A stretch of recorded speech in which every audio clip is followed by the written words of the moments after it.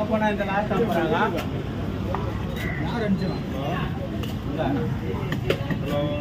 எந்த மூலையில் தான் இருக்கிறான் போல சவுண்ட் வர மாட்டேங்கிறான் அவன் கடை அந்த பக்கம் தானே அவன் கடை தானே மேலே கரையடி போயிடாமலையா தெரியல எவ்வளோ ரிமூவ் பண்ணி ஏன் பண்ணிடுறேன்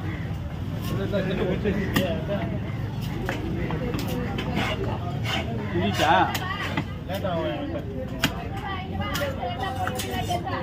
மீனாக